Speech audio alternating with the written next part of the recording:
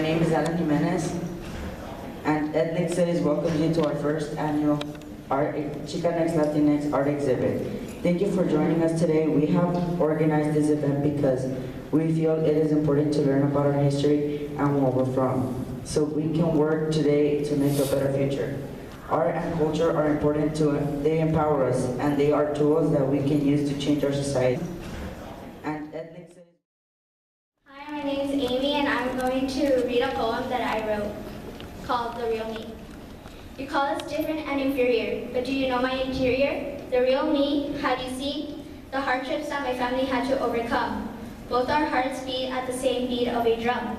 So why call us different? You see me and I see you, but what you see isn't what I want to be. All you see is my outside, but that is not who I am. The real me is the person that you can count on, the person you call a friend. And that person that is fighting for the rights of our people. Good grades. They tell us, our moms or dads, our family members, our teachers, get A's and B's, get A's and B's, get A's and B's. But you could get A's and B's and still feel hurt inside and not know what to do with that hurt. And it's difficult because we're talking about a civil rights movement, and we're a continuation of that. It's a civil rights movement, a human rights movement, but we no longer want change. We no longer want reform. What we want is transformation. And what do I mean by that? I mean that love and understanding can be transformational.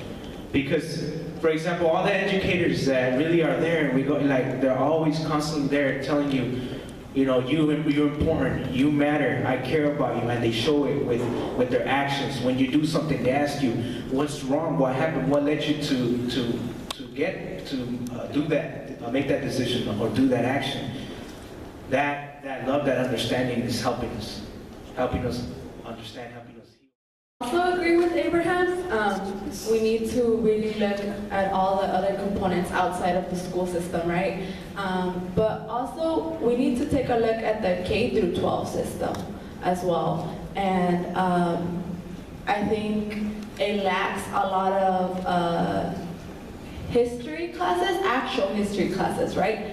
That teach young people of color their actual history, not just what we want them to know, right?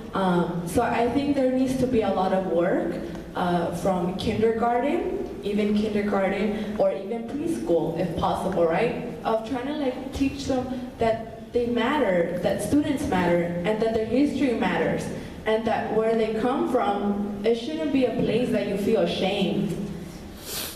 And I feel like by doing those components and working within the school system, right, and trying to transform the school system into being open to implementing things like ethnic studies, right? Not only having one elective classes here and there throughout the school district, but actually implementing it in every district, right? As well as having young students as early as pre-K or kindergarten start owning their history and being like, okay, well, this is what happened in my history, and maybe I should become resilient, right? Or maybe I should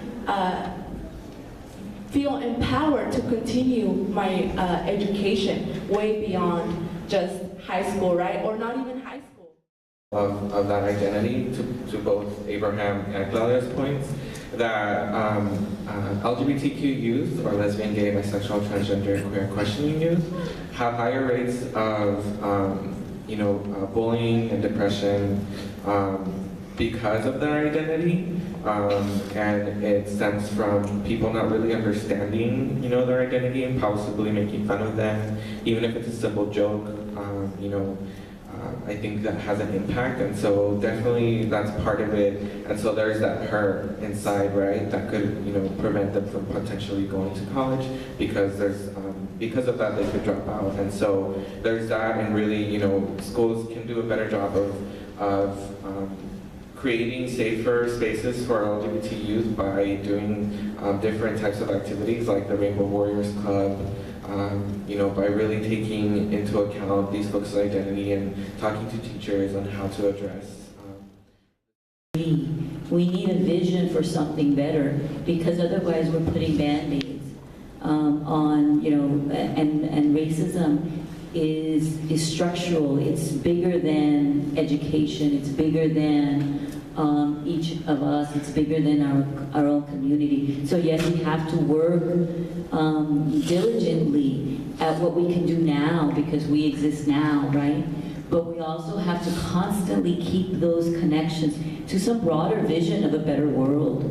A world where, people can be free and equal, and people can be self-actualized, regardless of, whether they're, black, brown, or white, or, GLBTQ, that all of us are human beings, and all of us are valuable.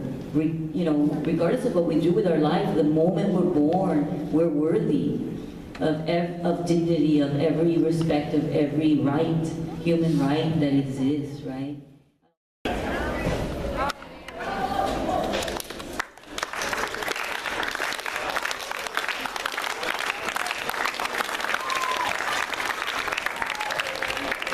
Well, everybody, a big round of applause for the panelists before you leave. Thank them for coming today.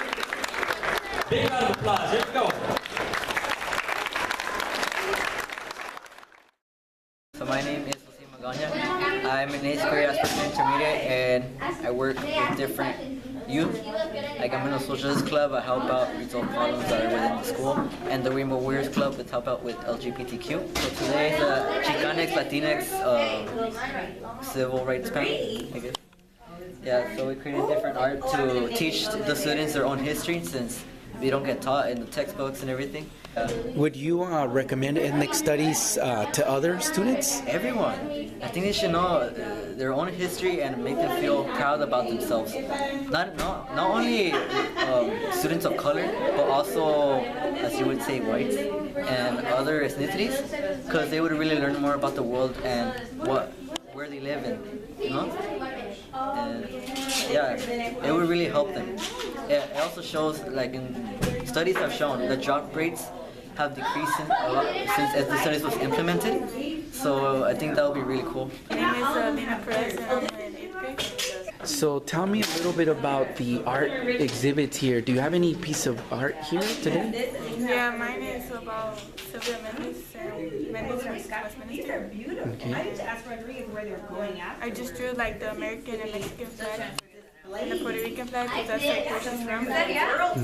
Yeah, like for everyone, like everyone should have the chance to learn about their culture and where they're from and what they can do in life. My name is Oscar Martinez, and I'm in 8th grade.